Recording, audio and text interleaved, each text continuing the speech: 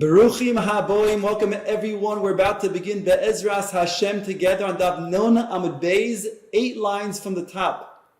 The Gemara had previously discussed taking an item that is normally muktzah and then designating so there's no longer muktzah on Shabbos. And the Gemara said there should be a machloikis in regards to then if a person needs to be kosher, making a maaseh, or a machshava is enough for something that is generally designated for something that's muktzah. The Gemara said that's all true when it comes to something that you can do a maaseh with. For example, choryo shel dekel.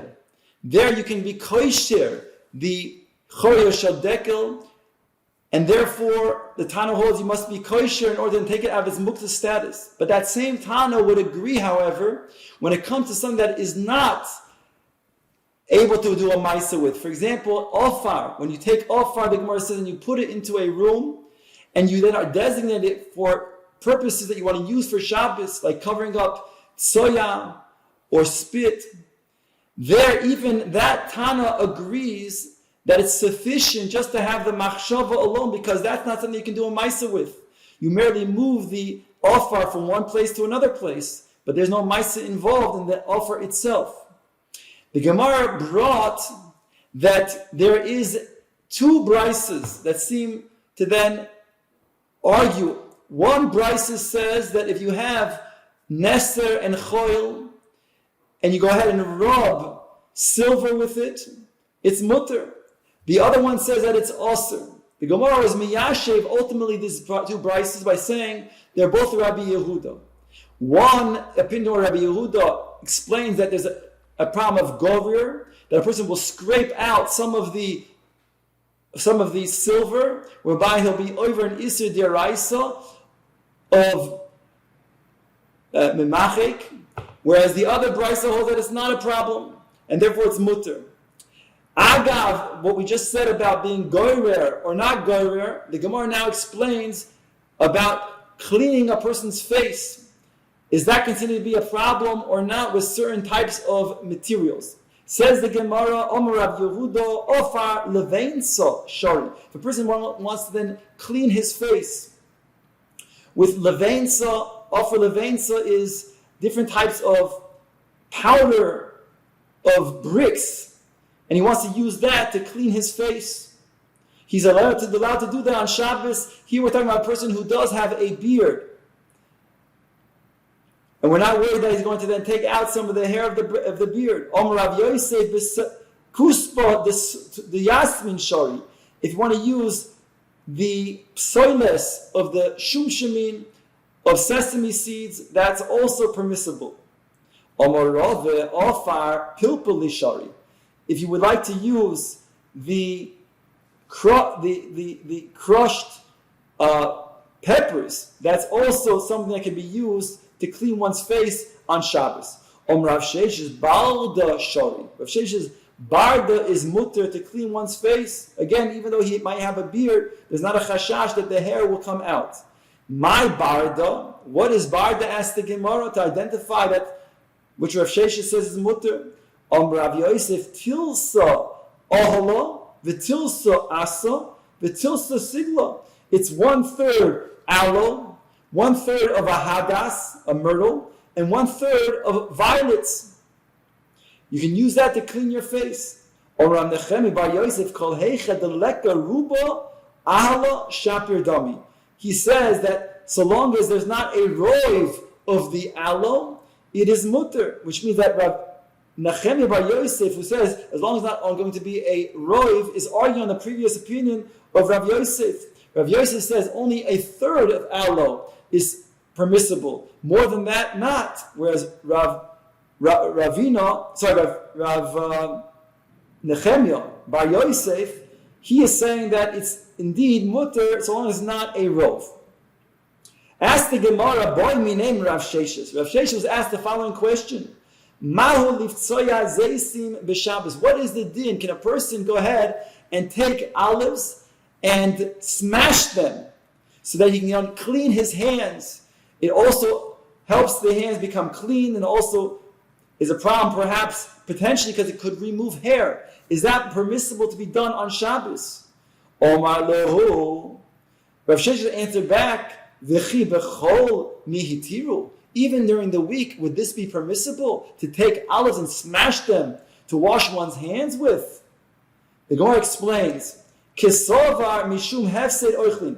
Rav Sheshet is of the opinion that this is hefsed oichlin. This would destroy food, and therefore that's also even during the week. Lema pliga de Shmuel. Let us say that Rav Sheshet argues on Shmuel. The Omar Shmuel, that Shmuel said, Oise Adam kol tsar koi bepas. A person can do very many different things that he wants to with pas. And therefore, if it's for his own personal needs, he can use bread or other types of food if it's going to benefit him. So you see that Rav Sheshet argues. Says the Gemara, no, Amre pas lo meisa.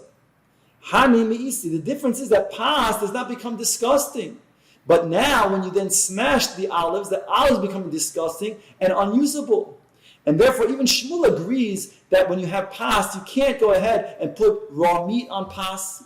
You can't go ahead and pour a cup of water on top over pas. Maybe it will spill on the pas and ruin the pas. You can just use the pas for different things that will not make it disgusting, but it'll still remain edible. The Gemara explains the following Maisa where Avmeimar and Mar Zutra and Rav Ashi were sitting together. Aisu lekamayu bauda. They brought in front of the three of them barda, what we just explained to be that which they used to wash their face with, the barda. And we explained barda to mean that barda is either a third aloe, a third myrtle, and a third violet, or according to Rav Yosef, it was up to a rove of aloe. Anyways, the Gemara says they brought this barda for them to wash their face on Shabbos with. Amem of Rav Ashi Mashu. The two of them, Amem Rav Ashi, they washed their face with this. Mar Zutra lo masho. Mar Zutra did not use this to wash his face. Amule, they said to him, Lo sova lamar lahoda Amar Rav Sheshes barda shari. Do you not agree with the opinion of Rav Sheshes that washing one's face with barda is mutter? Amar lohu. He said back to them, Rav Mordechai, bar minei. Amar Rav Mordechai rather. Rav Mordechai said to them, bar minei demar, with the exception of Mar Zutra. Dafidu bechol nami loy.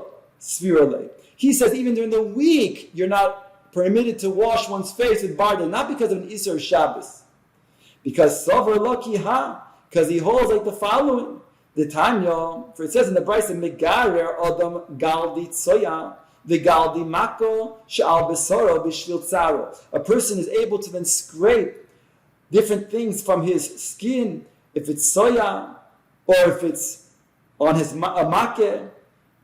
And he can then scrape it away because he's in pain, because it bothers him. However, the Brisa goes on to say, "In bishvil liyapo is oster," but it's to beautify himself. It's oster because, after all, the Torah says that a man shouldn't do things like a woman, and therefore, this Tana holds that this is considered to be a womanly thing to do, and therefore it's oster.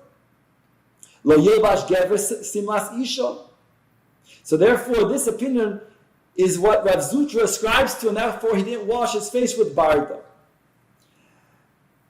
Says the Gemara, says the Gemara, V'inhu kaman savruhu, and those Ameimar and Rav Ashi, who do they hold like? Who did wash their face with barda? Im bishvil kiho. Like the following Tana, the Tana, it says in this Brisa, Roichetz Adam Ponov Yodov V'Raglov B'Kol Yom B'Shvil Koinoi. A person can wash his hands, feet, and face in honor of his master, Kadosh Baruch Hu, his creator. Mishum Shenimar, it says in the Pasuk, Koipo al Hashem lema'aneyu. All of those things Hashem did is for His glory, for His sake. Says Rashi, take a look at Rashi, Dibar Maschil B'Shvil Koinoi. It's parallel to this Gemara. Lichvoid koinehu.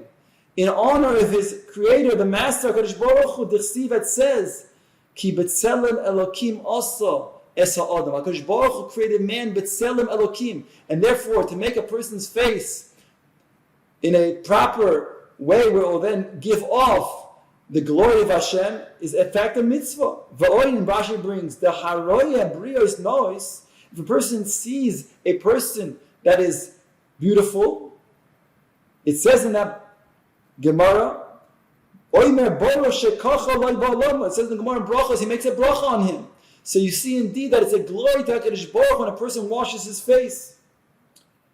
Rashi in the next Dibra Master, Kipol Hashem l'ma'aneu, Hakol bara lichvoidoi. Everything that HaKadosh Baruch Hu was made was for his glory. And so to a man who washes his face, which is B'tzelem Elokim, which is in the image of Hashem, is considered to be a mitzvah. And therefore these Amoroim, Rav Ashi, and Ameimar ascribe to this Tana, who holds indeed, based on this pasuk, Kol Pol Hashem l'ma'anehu. The Gemara now brings back our Mishnah that says that when a person then wants to get to his pot that had the shearings of wool that insulated the pot, so if he has the shearings of wool that were around the pot, and he already lifted up, let's say, the top, so that the shearings of wool fall off, so now what does he do in order to then get to the pot?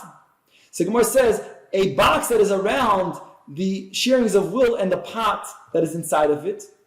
The Mishnah says that according to Rabbi Elazar ben Azariah, he should then take the kupa and he should tilt the kupa, the box, and then take out the pot. By doing so, he'll cause all of the shearings of wool to go to the side, and therefore he'll then take out the pot, take what he wants, and he can put it back over there where he originally had it. Explains the Gemara, Amar Rabbi Abo, Amar Rabbi Chia bar Ashi. Hakol moidim, everybody agrees, she'im neskalkala haguma she'osa lahachzir.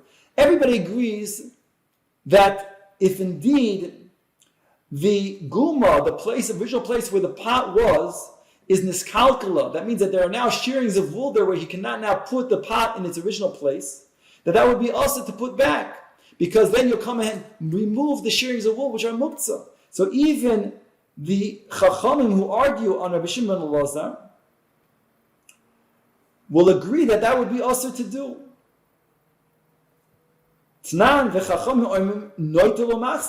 However, the Mishnah says that the Chacham say that you can go ahead and take the pot and return it. Hey Chidami, what's the case of our Mishnah? That there's a machlokes between Rabbi Elazar ben Azariah and the Chachamim. If indeed we're saying that if a person has the shearings of wool in the original place where the pot was situated, would be a problem to put back the pot, then everybody agrees that that's also, what is the machlokes? Hey Chidami, what's the case? And if the guma was not niskalkal because you can put the pot back in its original position, then that's very good what the Rabbanan saying, that you can take the pot out just like that without tilting the kupa. So then what is the machlokes? Elolav afal pisha niskalkal haguma. Rather is it not that even though the guma is niskalkal, that you cannot replace the pot to its original position because there are shearings of wool there? Lo, says the Gemara, no. La'olam de lo niskalkala, because it was niskalkala, it would be also according to everybody, because you would come to remove the shearings of wool which are muktzah. So what is the case? La'olam de lo niskalkala, that indeed there are no shearings of wool and he can replace the pot in its original position. But over here the machlokes between Rabbi Elazar ben Azariah and the Chachamim is if we're choishish or not. Marsa v'choishishin shem niskalkal haguma, or Marsova in choishishin. Mar holds that we are choishish, that's Rabbi Elazar ben Azariah, that indeed he will then perhaps miskalkil the guma, and therefore even if this time there's no kilkul, but maybe there will be a kilkul in the future, and he'll go ahead and remove the shearings which be muktzah. So therefore he said it's always going to be asur. Whereas the Chacham said it's not a chashash, and therefore you can go ahead and remove it by taking the pot and putting it back in the place where there is still a guma available. Rav Huna goes on to say, Hai slikusta, this slikusta, which is a plant that was used for its beauty and also for its smell, what they would do is they would put a lot of soil into, let's say, a pot, and they would put this slikusta, and they would take out the slikusta and give it to people to smell. So it says over here, if they had the slikusta on Shabbos, so when is it permissible to use? Says the Gemara, Hai slikusta dotza shlofa v'hodar dotza sharya. If he put it and then he took it out and he put it once again, whereby it will be wide enough so that when on Shabbos he would take out the slikusta, it will not cause ofar, dirt, to be moved, then it's permissible. V'ilav asr, otherwise it's going to be asr. Omar Shmuel, Hai sakina debeini urvei. This knife that is put into the wall between the bricks, Dotza shlofa v'hodar dotza shari. If he put it in before Shabbos, he took it out before Shabbos and he put it in once again, so thereby there's a hole. Then he can go ahead and take it out on Shabbos because there's already a hole that the knife is placed in. V'ilav, however, if not, then it's also a problem to do on Shabbos. Mar Zutra v'itay Rav Ashi Omar begordisa dekani shapir dami. If he has a bunch of reeds, then he could put the knife inside of there, even if it's just once before Shabbos, and then use it on Shabbos by taking it in and out. There's not a concern. Omar le Rav Mordechai le Rove Mosi Rav Katina Tiyufta. Rav Katina asked a refutation on just what was said now in regards to the slikusta, because we said the slikusta is only permitted on Shabbos if you were dotza, shlofa v'dotza. If you put it in the soil, you took it out of the soil and you put it back in the soil before Shabbos, whereby there's not going to be a problem of removing it on Shabbos, because you're not going to then you're not going to cause any of the ofar to be moved. So we're going to ask now a refutation on that from the following. Hatoimen lepas lefes vitznoinos tachas hagefen. If a person buried lefes or tznoinos, either vegetables of a lefes or tznoinos, radishes, or a lefes underneath a gefen, if part of it is megulin, that you can go ahead and take the lefes or the tznoinos, the tzoinin on Shabbos, and pull it out on Shabbos without then touching the ofar, then you can do so. As follows: Lo mishum kilayim. We're not worried because of kilayim that there is going to be the lefes and tznoinos that are underneath the gefen. It's not going to be an admixture because it's just placed underneath. There's no growing over there. V'lo mishum shvis, and there's also not a concern of shvis that you're planting, because you're just putting it underneath the geffen tree. V'lo mishum meiser, and there's not a concern that you have to take meiser either. V'nitlim b'Shabbos, and le'inyanenu, it says over here you can go ahead and take out the radish over here, so long as you're pulling the radish, even though you're going to move the ofar. So we see that tilta minatzad is mutter. We don't have to be concerned about moving the ofar. So long as you're yourself with your hands only moving the radish, it doesn't make a difference that the ofar is going to be moved, because tilta minatzad is mutter. Tiyufta, the Gemara concludes that is indeed a refutation on that which was said before by the slikusta, that has to be dotza, shlofa v'dotza. So long as you have the slikusta, and then you're able to then pull out the slikusta on Shabbos without touching the ofar, even if the ofar is going to be moved, it's mutter.